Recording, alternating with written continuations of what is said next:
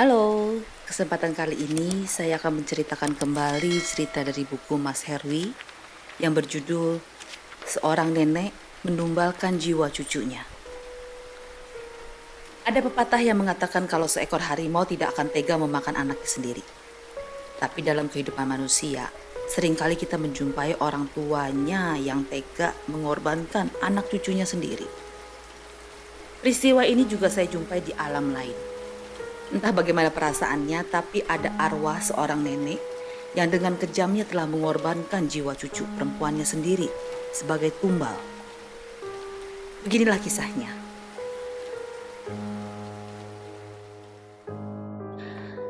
Suatu hari perempuan muda, entah siapa dia. Tetapi dari penampakannya, mereka menduga bahwa itu bukanlah manusia biasa, alias hantu atau sejenisnya. Kejadian ini memicu inisiatif seorang bapak penjual soto yang tinggal tepat berseberangan jalan dengan bangunan ruko tersebut untuk menyiramkan air kembang di jalanan depan rumahnya. Entah apa tujuan persisnya, mungkin untuk berjaga-jaga atau bahkan untuk mengusir hantu wanita itu. Tapi anehnya, malam harinya, bapak penjual soto tersebut bermimpi didatangi seorang nenek yang marah-marah karena dia dianggap telah berani mengganggu cucu perempuannya. Akibat kejadian ini, warga sekitar mulai ikut resah. Dilapori seorang sahabat tentang keresahan warga tentang tangga kantornya ini, membuat saya memberanikan diri untuk terlibat. Saya datang di suatu siang menjelang sore. Saya sengaja terlebih dahulu ke kantor sahabat saya yang terletak tepat di sebelah ruko yang diduga berhantu itu. Seperti biasa, hal pertama yang saya lakukan adalah survei lokasi. Hal ini selalu saya lakukan untuk merasakan aura suatu tempat. Seringkali saya berjalan telanjang kaki untuk menyambungkan rasa dengan tanah setempat. Bagi saya, tanah mirip pita kaset atau sekeping CD yang merekam banyak hal tentang hal yang pernah terjadi di atasnya. Saya mengelilingi tempat tersebut secara diam-diam. Saya berdiri sejenak di depan warung soto yang tepat berseberangan jalan dengan ruko berhantu itu. Dari sini saya bisa melihat dengan jelas ke teras atas ruko dimaksud. Walaupun digunakan sebagai kantor percetakan, tapi kedua ruko itu memang tampak kumuh. Dari hasil pengamatan tersebut, saya memutuskan untuk tidak melakukan ritual komunikasi dengan arwah secara frontal dari depan. Saya kemudian memilih tempat di halaman belakang kantor sahabat saya. Selain letaknya di samping belakang ruko berhantu tersebut, tempat ini sangat tenang. Saya duduk di sebuah bangku dari semen, mulai mengheningkan diri dan berdoa. Setelah merasa siap, saya mulai membuka frekuensi berhubungan dengan alam arwah. Awal mulanya saya sudah menyiapkan mental untuk menghadapi hantu dengan garang menakutkan. Namun ternyata yang saya temui malah kebalikannya. Yang menampakkan diri adalah arwah gadis remaja dengan wajah yang sangat pucat. Sebagai hantu yang harusnya menakutkan, tapi kali ini malah sebaliknya. Saya merasakan kesedihan pada arwah gadis ini. Dari ekspresi wajah dan gerak-gerik tubuhnya, jelas sekali saya tangkap bahwa dia sedang kebingungan dan sangat ketakutan. Sepertinya ada yang mengukung dan mengawasinya. Setelah saya berkomunikasi batin sebentar, saya segera tahu kalau dia bukanlah hantu biasa, melainkan jiwa yang ditumbalkan demi kepentingan usaha. Tujuannya adalah untuk menjaga keamanan dan melancarkan usaha perusahaan percetakan tersebut.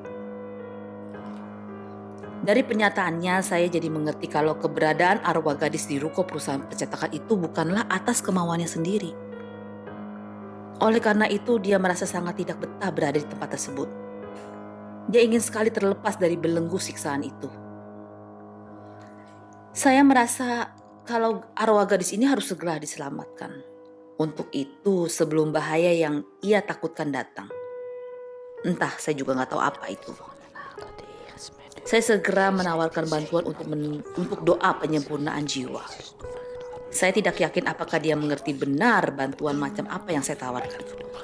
Tapi dia sepertinya menerima saja, asalkan dia terbebas dari tempat tersebut.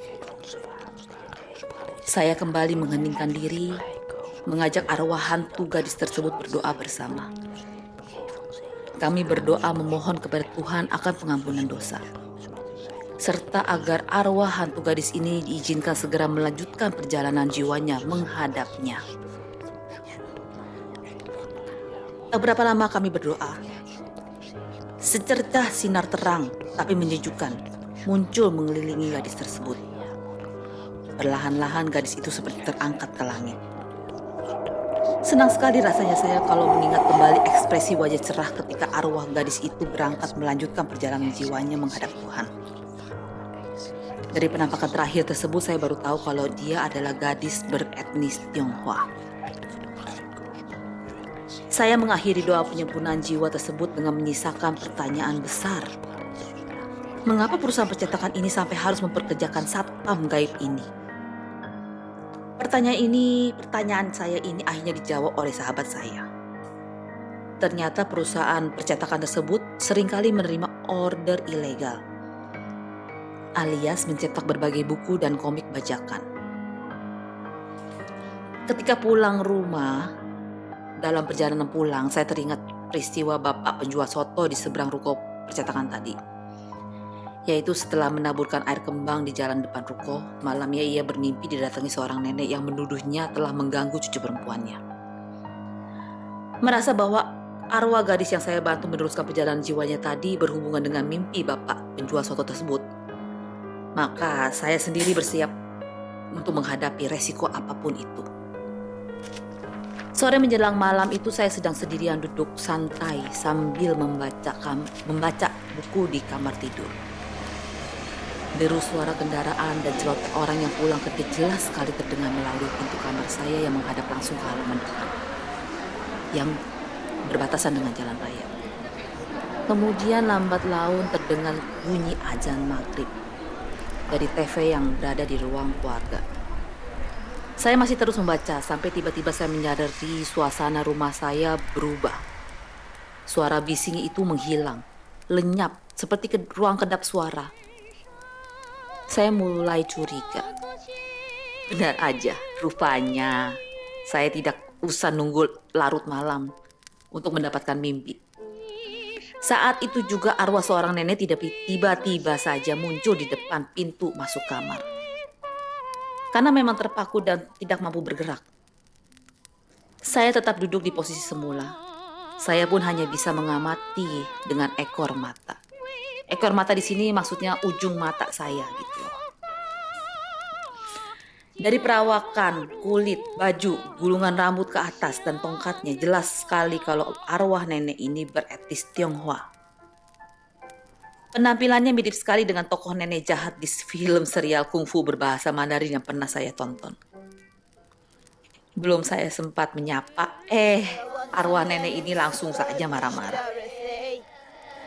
Dia menuduh saya telah merampas dan menyembunyikan cucunya. Dan akibatnya dia sekarang harus menggantikan tugas cucunya tersebut untuk menjaga perusahaan percetakan tersebut. Nantinya saya tahu kalau rupanya sudah ada semacam perjanjian tumbal dan sesajian antara arwah nenek tersebut dengan pemilik percetakan. Tapi sayangnya saya tidak pernah tahu apa rincian dari isinya. Menghadapi tuduhan tersebut seperti biasa saya berusaha menenangkan diri. Atau tepatnya pura-pura tenang. Mau menyanggah, takut malah menipu. Mau menyangkal, tapi memang benar saya membantu arwah cucunya meninggalkan ruko itu. Jadi lebih baik saya berkata apa adanya. Terus terang, Nek, jiwa cucu nenek itu tidak bersama saya. Dia sudah berangkat melanjutkan perjalanan jiwanya menghadap Tuhan. Mendengar jawaban saya, nenek itu seperti sedikit terkejut lalu diam. Matanya menerawang. Entah apa yang dipikirkan atau yang dirasakan. Melihatnya tidak bereaksi, sekalian aja saya memberanikan diri untuk mengajukan tawaran bantuan. Apakah nenek juga bersedia meneruskan perjalanan jiwa seperti cucu nenek? Kalimat tawaran ini sontak membuat matanya terbelah, menyeramkan. Kemudian membentak dengan nada tinggi. Jangan suka mencampuri urusan orang lain. Memangnya siapa kamu? Sampai berani-beraninya mau membantu saya. Nah loh, jadinya marah lagi. Batin saya ngomong.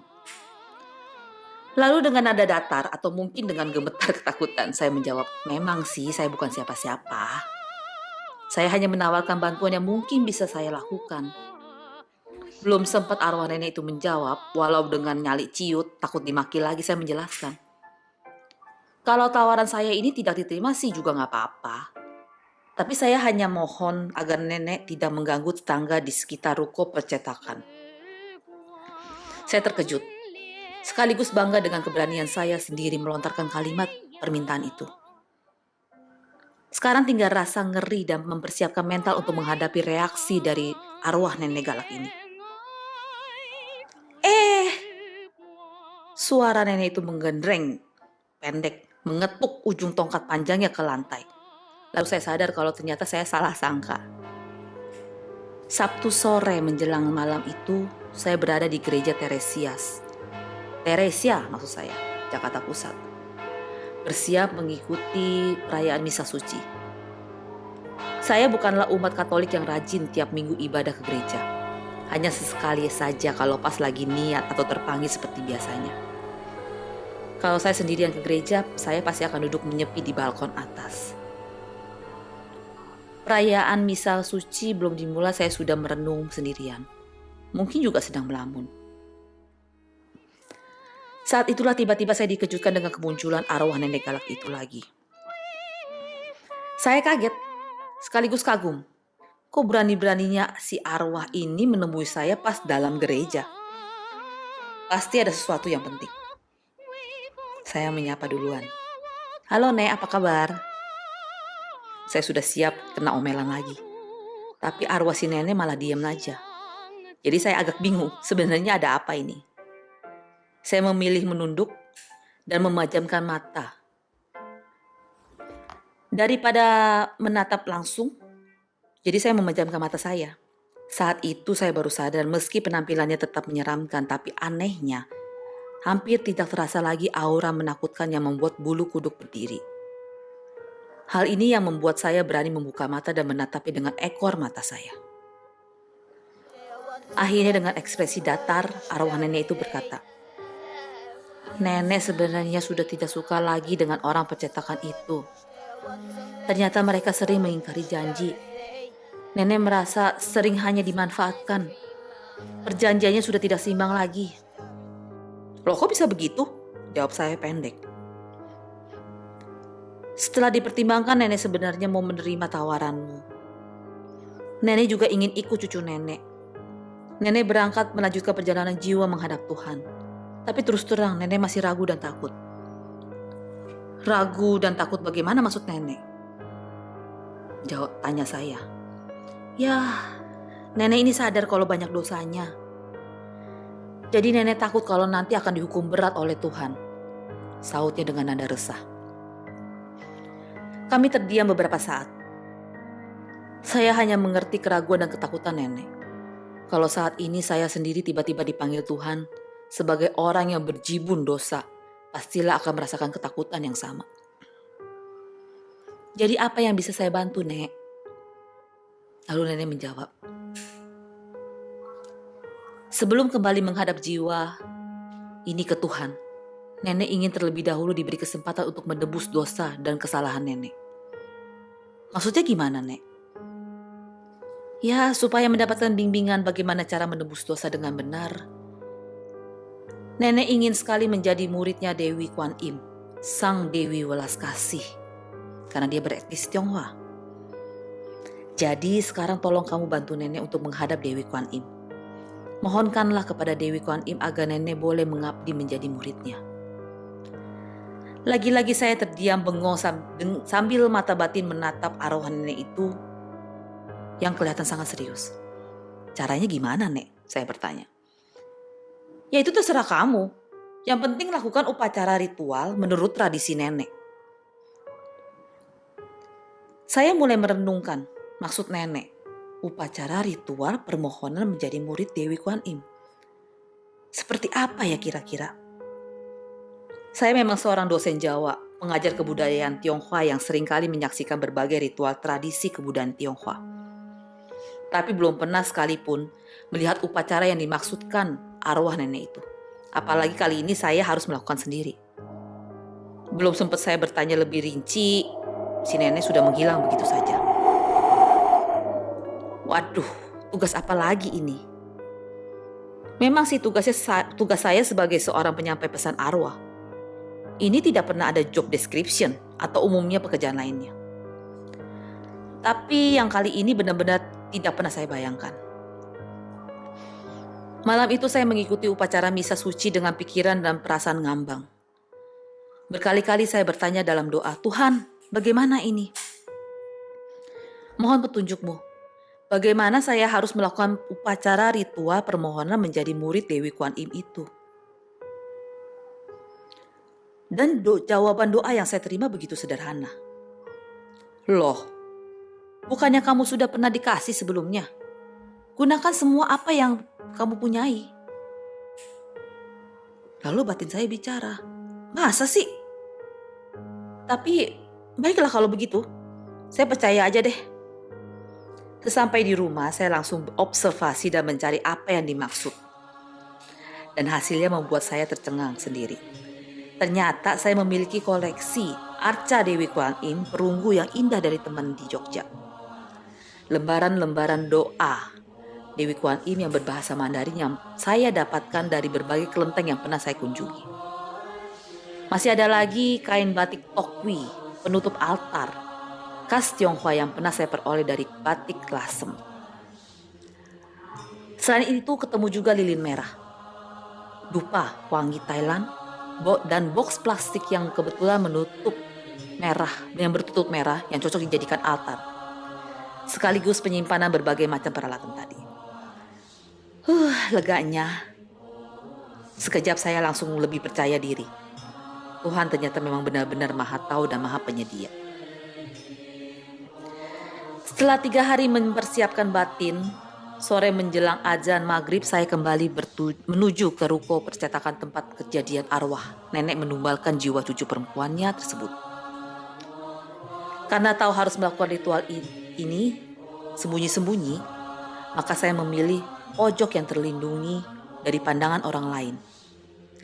Saya langsung menata perlengkapan ritual. Setelah mengeluarkan isinya, box plastik merah yang saya tutupi taplak kain, tokwi, batik merah sebagai altar. Di atasnya saya letakkan sepasang lilin merah menyala mengapit arca perunggu Dewi Kuan Im.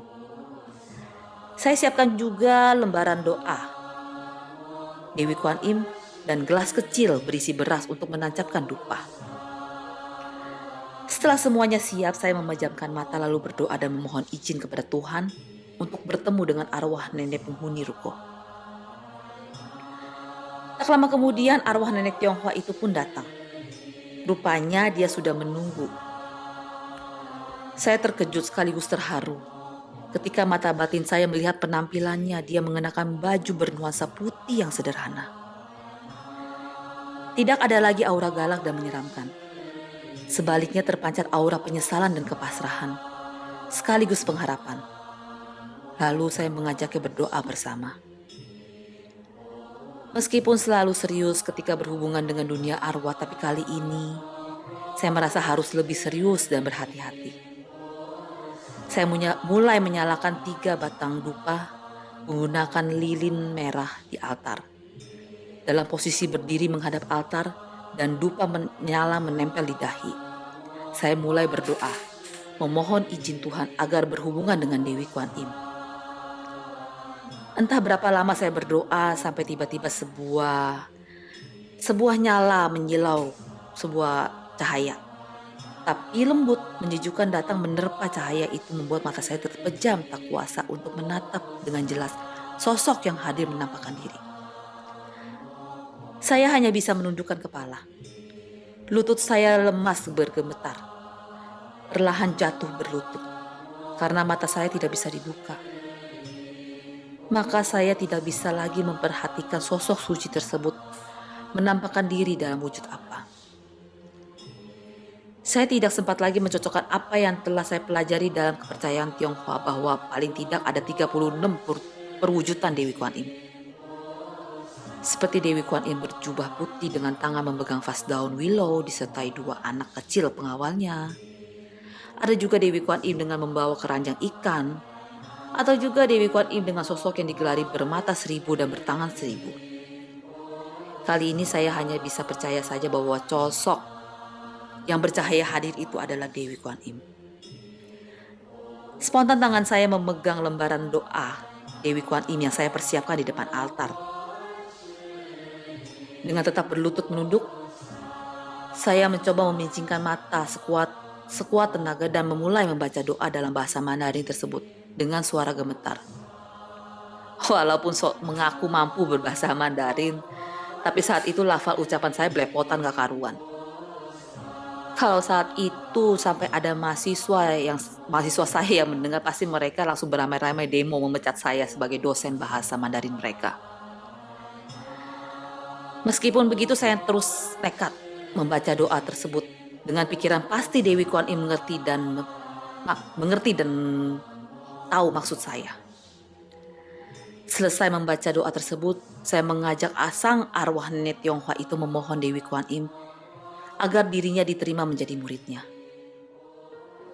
Rasanya tak begitu lama kami berlutut memohon, kemudian secara lembut saya merasa diminta mengundurkan diri dan meninggalkan arwah nenek Tionghoa tersebut sendirian bersama Dewi Kuan Im.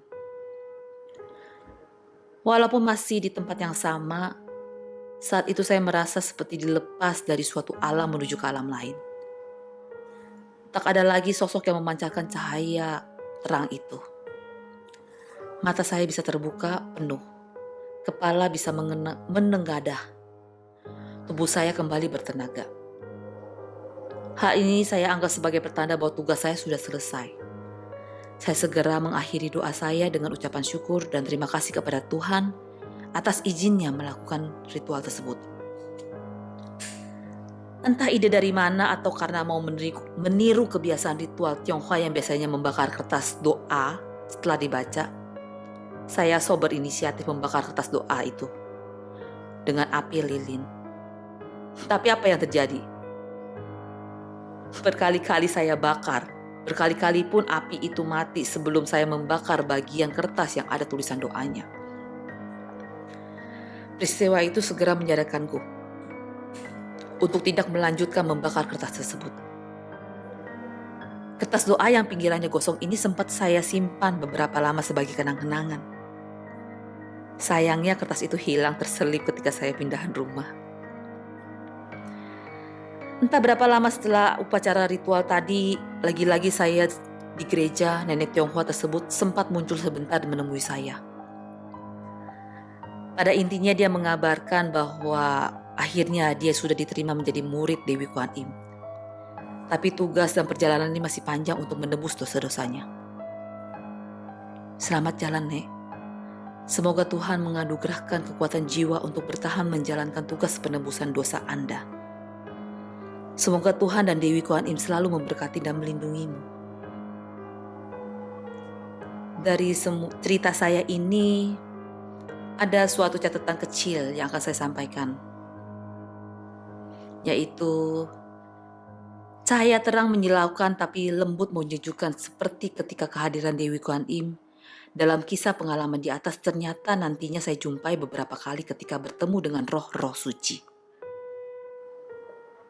Salah satunya pada saat saya berjumpa dengan roh suci Eyang Putri 6 generasi di atas saya.